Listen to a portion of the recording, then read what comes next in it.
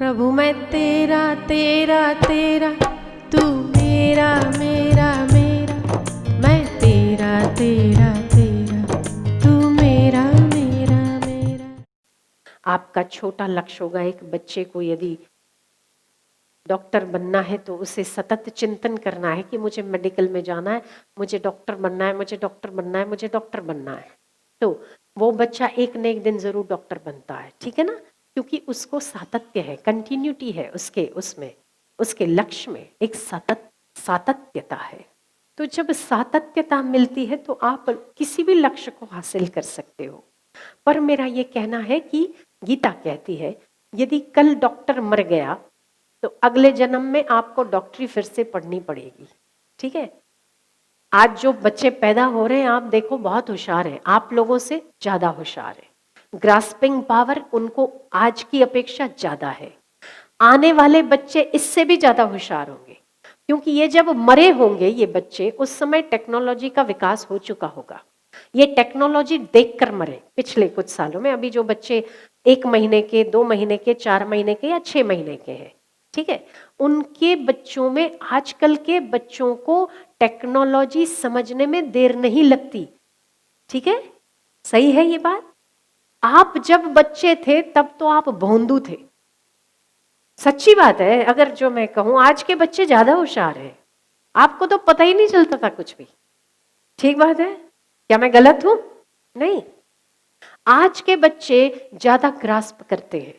क्यों? ये आपके पूर्वज है, कोई ना कोई घूमकर आपके पास आया है, ये पूर्वज है आपके, भले आपके बच्चे के रूप में आए, पर ये पूर्वजों का दिमाग और आज के माता पिता का दिमाग दोनों मिलकर आज का दिमाग बेटर हो गया है।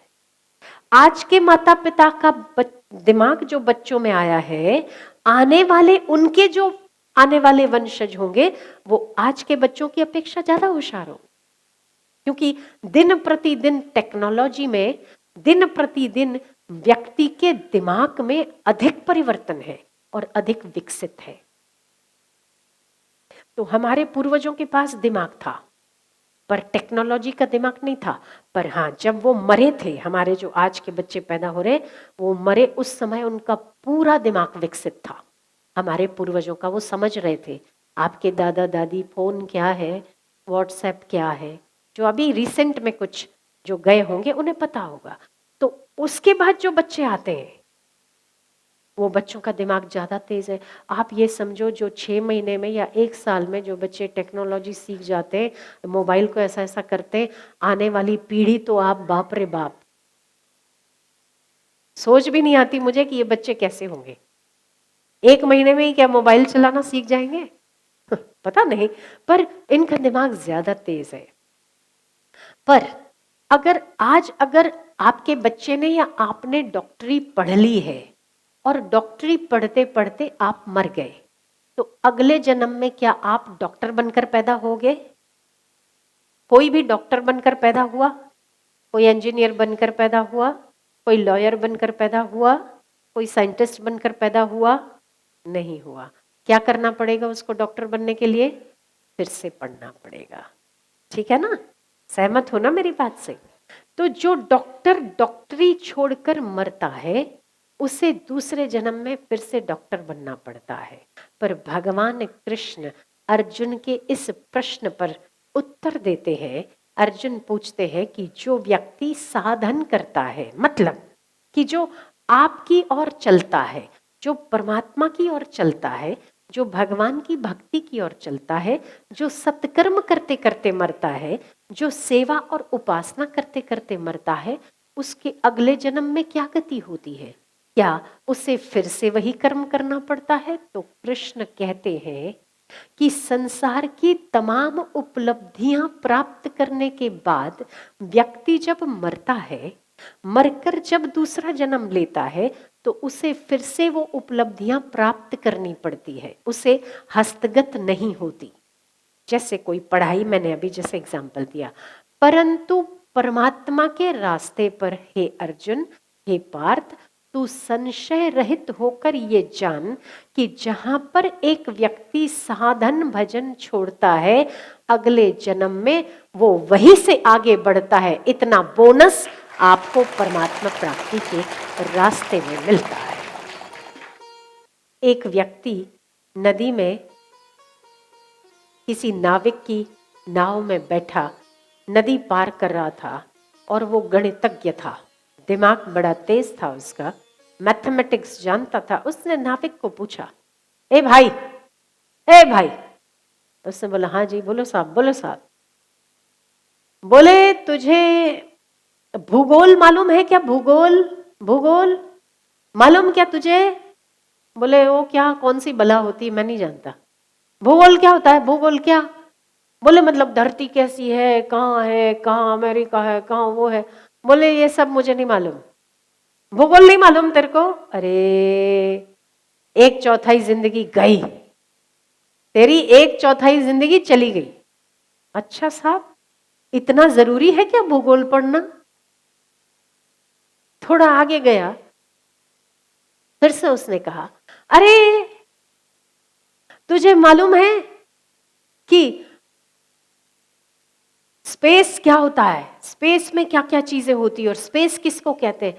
महाराज, ये पेस मुझे नहीं मालूम। पेस क्या होता है? बताओ ना, पेस क्या होता है?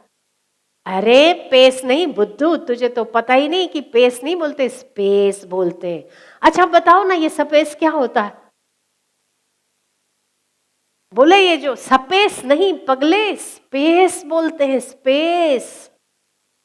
अभी जो ये जो दिख रहा है ना, सूर्य है, चंद्रमा है, तारे हैं, ये सब स्पेस में है।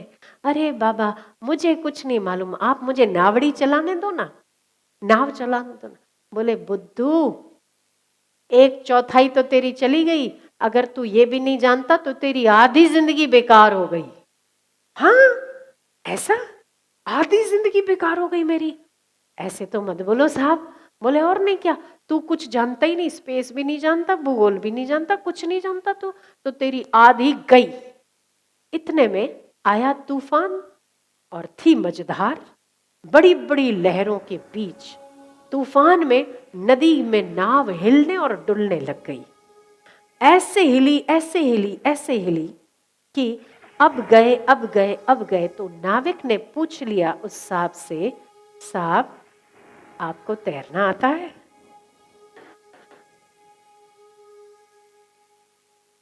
साहब आपको तैरना आता है? बोले, नहीं, तैरना तो नहीं आता। उसने उतर कर छलांग लगा ली नाविक ने।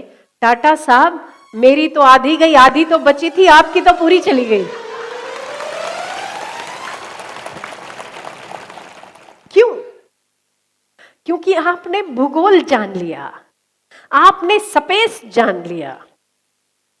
स्पेस में क्या क्या होता है आपने वो जान लिया। पर आप जिस कर्म को कर रहे हैं, अभी आप नाव में हैं और मझधार में हैं। यदि आपने तैरना नहीं जाना तो भूगोल की जानकारी काम नहीं लगेगी।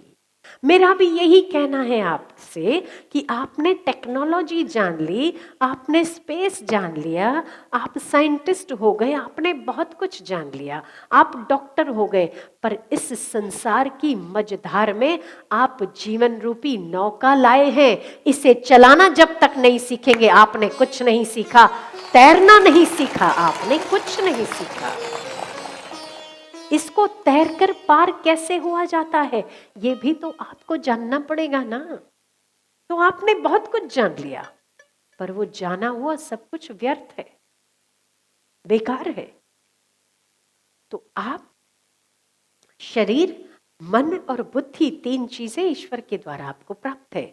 शरीर, मन और बुद्धि के द्वारा आप शरीर के द्वारा व्यवहार करना जान जाओ, किस व्यक्ति से कैसा व्यवहार करना है। मन के द्वारा हर स्थिति में सम रहना जान जाओ और बुद्धि के द्वारा जो निर्णय लो ईश्वर का होकर निर्णय लेना जान जाओ, तब आप जीवन जीना जान जाते हो।